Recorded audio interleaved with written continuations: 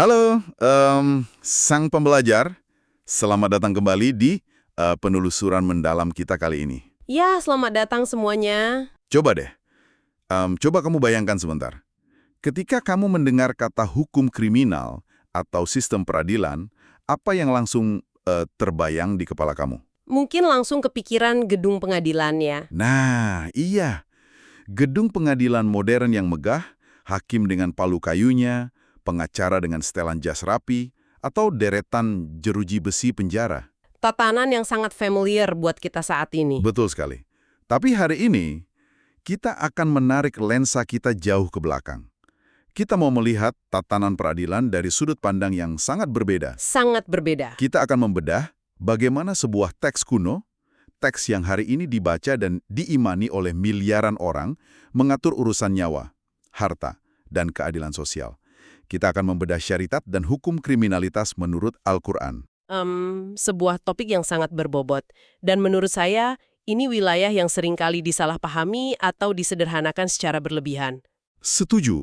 Dan justru karena itu, sebelum kita mulai menyelam ke teks aslinya, ada satu fondasi penting yang harus saya luruskan. Silakan, ini krusial. Sebagai pernyataan netralitas kita di awal diskusi ini, penelusuran mendalam kita kali ini dirancang murni 100% untuk membedah secara objektif pandangan teks Al-Quran tentang hukum kriminal ya, sepenuhnya berdasarkan dokumen sumber. Betul, tidak ada agenda tersembunyi. Tepat, diskusi kita hari ini sama sekali bukan bentuk dukungan politik, bukan penyebaran doktrin, dan kita tidak memihak pada interpretasi kelompok manapun.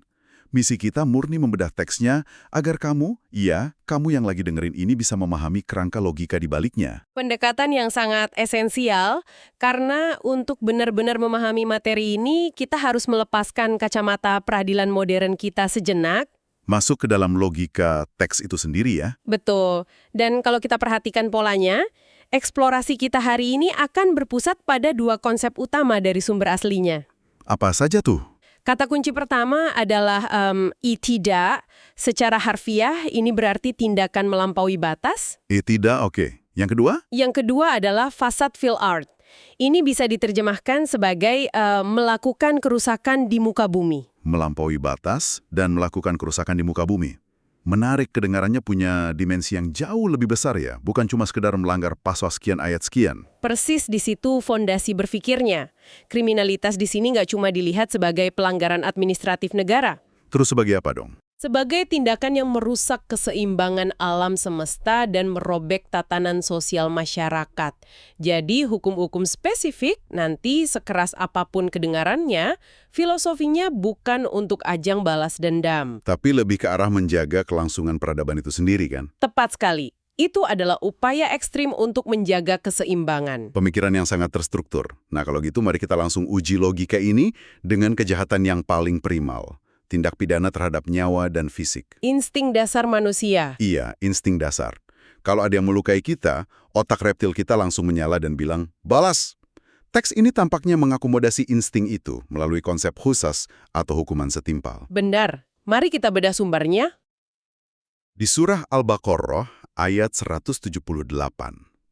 Teks aslinya berbunyi, Ya ayyuhalladzina amanu kutiba alaikumul qisasu fil qatla al-hurru bil-hurri, wal-abdu bil-abdi, wal-untha bil-untha. Bisa kamu terjemahkan? Tentu. Artinya, wahai orang-orang yang beriman, diwajibkan atas kamu melaksanakan kisas atau balasan setimpal berkenaan dengan orang-orang yang dibunuh. Orang merdeka dengan orang merdeka, hamba sahaya dengan hamba sahaya, dan perempuan dengan perempuan. Nah, kalau kita berhenti baca di situ aja, jujur, sistem ini terkesan kayak hukum rimba kuno. Nyawa dibalas nyawa. Terkesan sangat retributif, murni menghukum. Kelihatannya begitu. Tapi tunggu, disinilah kejutan dari teks tersebut muncul. Ada kelanjutan ayatnya yang merubah dinamika ini 180 derajat. Gimana bunyinya?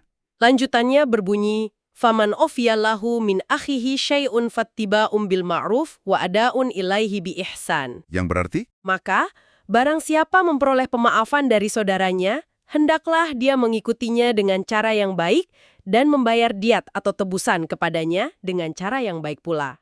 Biar saya perjelas buat kamu yang mendengarkan, ada transisi yang sangat halus di sini. Hukuman fisik itu hak absolut keluarga korban. Tapi, kalau keluarga memaafkan, hukuman fisiknya otomatis gugur. Betul, diganti dengan kompensasi finansial atau diat. Ini luar biasa loh. Teks ini memasukkan elemen restoratif. Fokusnya menyembuhkan luka korban, bukan cuma membinasakan pelaku. Analisis yang tajam. Dan bahkan, di ayat selanjutnya, Al-Baqarah 179, ada konsep paradoks yang sering bikin para ahli hukum terpesona. Wah, paradoks gimana tuh? Teksnya bilang, walakum fil qisasi hayatun ya ulil albab la'allakum tattaqun. Terjemahannya, dan dalam kisah itu ada jaminan kelangsungan hidup bagimu, wahai orang-orang yang berakal, agar kamu bertakwa. Sebentar, jaminan kelangsungan hidup. Gimana mungkin hukuman mati justru diklaim sebagai jaminan kelangsungan hidup? Agak kontradiktif ya? Sepintas iya, tapi coba kamu renungkan logikanya. Kepastian hukum yang tegas dan setimpal itu berfungsi sebagai pencegah yang mutlak. Deterrent. Saya paham. Kayak konsep senjata nuklir pas Perang Dingin. Persis. Kamu punya nuklir justru supaya nggak ada yang berani pakai nuklir. Orang akan mikir jutaan kali sebelum bunuh orang kalau dia tahu nyawanya sendiri yang jadi bayaran. Kepastian ancaman itulah yang menyelamatkan calon korban di masa depan. Masuk akal. Apalagi ada kutipan dari surah Al-Maidah ayat 32 yang dramatis banget soal nyawa ini. Ya, itu ayat yang sangat terkenal. Bunyi ayatnya, Man qatala nafsan bighairi nafsin, au fasadin fil ardi, faka'annama qatalan nasa jami'ah. Artinya, barang siapa membunuh seseorang tanpa alasan yang benar, atau bukan karena orang itu bikin kerusakan di bumi, maka seakan-akan dia telah membunuh seluruh umat manusia. Gila. Terus selanjutannya, Waman ahyaha faka'annama ahyan nasa jami'ah.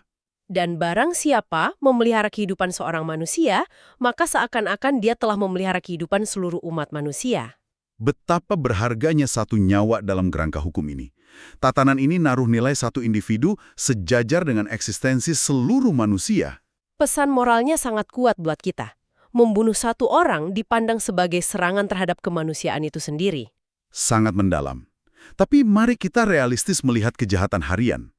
Yang sering merusak rasa aman kita sehari-hari sebenarnya bukan pembunuhan kan? Terus apa menurut kamu? Urusan harta. Pencurian, kecurangan, korupsi. Kejahatan kerah putih.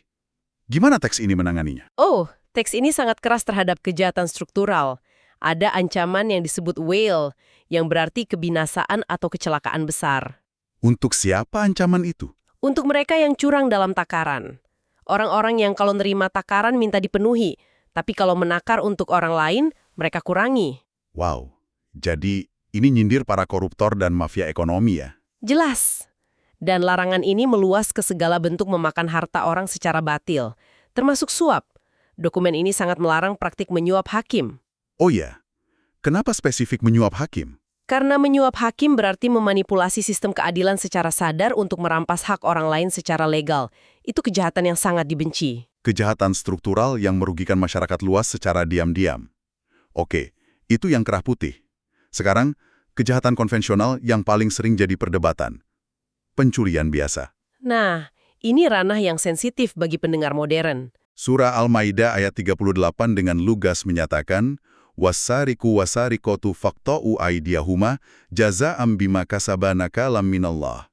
Terjemahannya, adapun pencuri laki-laki maupun perempuan, maka potonglah tangan keduanya sebagai balasan atas perbuatan mereka dan sebagai siksaan atau peringatan dari Allah. Jujur ya, bermain sebagai devil's advocate di sini, potong tangan itu terdengar brutal banget buat telinga kita. Kenapa harus se-ekstrim dan permanen itu?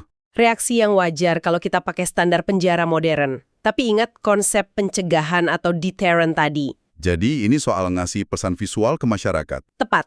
Visualisasi itu bertindak sebagai pengingat permanen tentang batas kepemilikan. Tapi, yang sering orang lewatkan, standar pembuktiannya itu sangat ketat. Maksudnya nggak semua pencuri langsung dipotong tangannya? Sama sekali tidak. Kalau nyuri karena lapar atau nilai barangnya kecil, hukumannya nggak berlaku. Syaratnya berlapis-lapis. Oke, pencurian biasa aja ancamannya segitu. Gimana dengan kejahatan tingkat tinggi yang ngancam keamanan umum? Disinilah kita masuk ke konsep hirabah. Ini kejahatan yang bikin kerusakan massal atau fasad fil ard. Kayak terorisme atau perampokan jalanan bersenjata? Benar. Hirabah ini didefinisikan sebagai memerangi Allah dan Rasul-Nya. Skalanya mengancam fondasi negara. Ancaman hukumannya ada di surah Al-Maidah ayat 33. Innama jazaa'ul ladzina yuharibunallaha wa rasulahu wa yas'auna fil ardi fasadan. Apa sanksinya? Sanksinya ekstrim, ayuqattalu au yusallabu au tuqatta'a aydihim wa arjuluhum min khilafin au yunfau minal ard. Tolong terjemahkan buat pendengar kita. Atau disalib, atau dipotong tangan dan kaki mereka secara silang, atau dibuang dari tempat kediamannya alias diasingkan. Dihukum mati, disalib, dipotong menyilang? Kenapa bisa sebrutal itu? Karena ini serangan terhadap rasa aman masyarakat luas, mereka neror jalanan publik, negara ngasih pesan bahwa teror terhadap keamanan publik tidak akan ditoleransi sedikit pun. Masuk akal, demi kelangsungan negara. Nah, kita udah bahas nyawa dan keamanan publik. Sekarang kita geser ke ranah privat dan moralitas. Wah, ini area yang paling sering disorot. Ya, kita bicara tentang zina dan kehormatan. Di surah An-Nur ayat 2, teksnya bilang, Az-zaniyatu waz-zani fajlidu kulla wahidin minhuma mi'ata jaldah. Artinya, pezina perempuan dan pezina laki-laki deralah masing-masing dari keduanya 100 kali. Dan ayat itu ngelanjutin dengan tegas, wala ta'ahudkum bihima ra'fatun fi dinillah. Dan janganlah rasa belas kasihan kepada keduanya mencegah kamu untuk menjalankan hukum Allah. 100 cambukan tanpa boleh ada rasa kasihan. Sepintas, sistem ini terkesan sangat obsesif untuk menghukum moral privat. Sepertinya begitu, kan? Tapi ini dia plot twist yang bikin saya kaget waktu kita riset. Kalau kamu sembarangan nuduh orang berzina tanpa bukti, teks ini langsung ngehantam kamu dengan hukum qazf. Ini detail yang brilian di surah An-Nur ayat 4.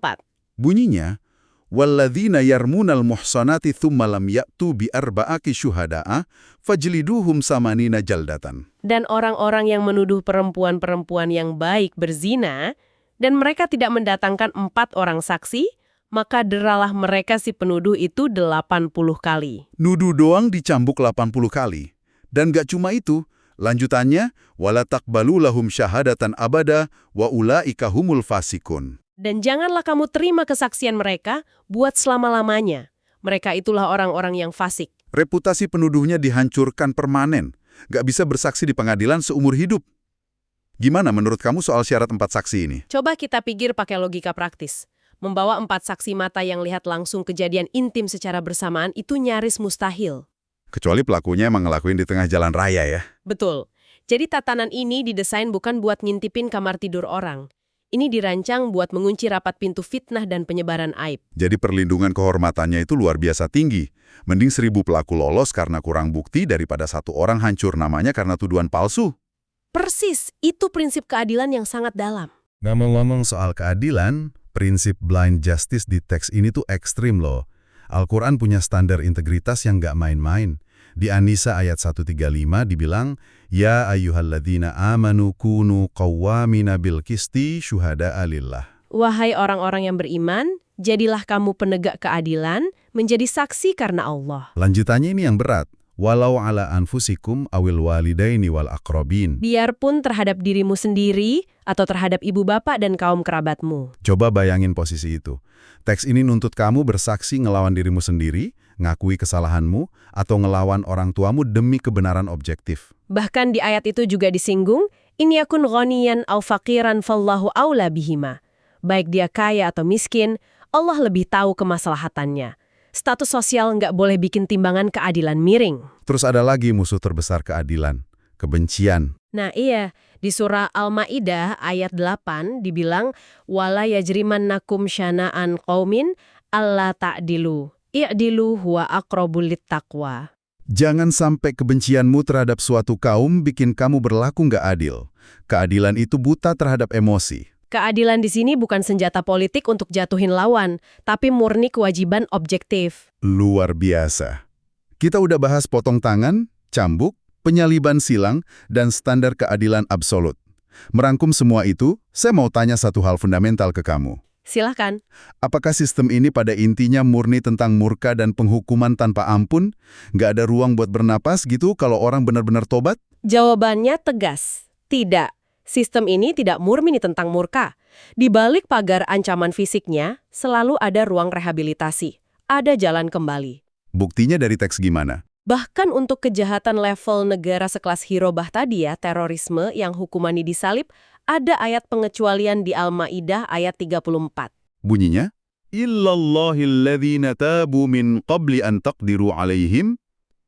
Artinya, kecuali orang-orang yang bertobat di antara mereka sebelum kamu dapat menangkap mereka. Lanjutannya, fa'lamu annallaha ghafurur rahim. Ketahuilah Allah Maha Pengampun lagi Maha Penyayang. Wah, kata kuncinya sebelum kamu menangkap mereka. Ini insentif yang revolusioner. Betul, kalau gembong perampok sadar, nyerahin diri, dan tobat sebelum ditangkap polisi, hukuman ekstrimnya bisa ditinjau ulang atau gugur. Ngasih hadiah besar buat transformasi hati yang nyata. Dan untuk pencuri pun begitu, Allah menjamin pintu tobat kalau dia perbaiki diri. Sistem ini arsitekturnya di luar kelihatan seram sebagai pencegah, tapi di dalamnya ngasih ruang luas buat manusia yang sadar dari kebodohannya. Ternyata, syariat dan hukum kriminal dalam Al-Quran itu bukan panduan satu dimensi. Ini ekosistem yang kompleks. Ada keadilan retributif yang keras buat melindungi publik dari fasad, tapi di sisi lain standar pembuktiannya nyaris mustahil ditembus demi melindungi kehormatan orang. Dan selalu ada kelonggaran lewat pemaafan, diat, atau tobat. Sebagai penutup diskusi ini, saya punya satu pemikiran provokatif buat kamu renungkan di rumah. Apa tuh? Kita barusan lihat sistem kuno ini mewajibkan 4 saksi mata langsung sebelum berani ngehancurin reputasi orang dan mencambuk penyebar rumor. Nah, coba bandingkan dengan budaya modern kita. Maksudnya budaya di internet.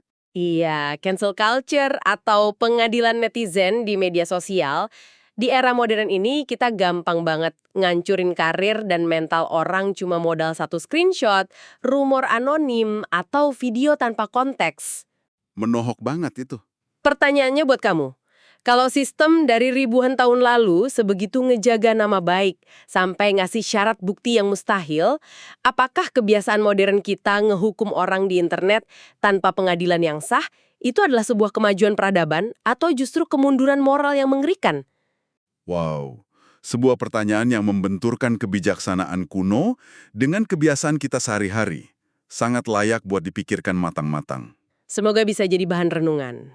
Baiklah sang pembelajar, kita akhiri penelusuran mendalam kita sampai di sini. Teruslah kritis, bongkar asumsi lama kamu, karena selalu ada perspektif mengejutkan di setiap lembar pengetahuan. Sampai jumpa di eksplorasi berikutnya.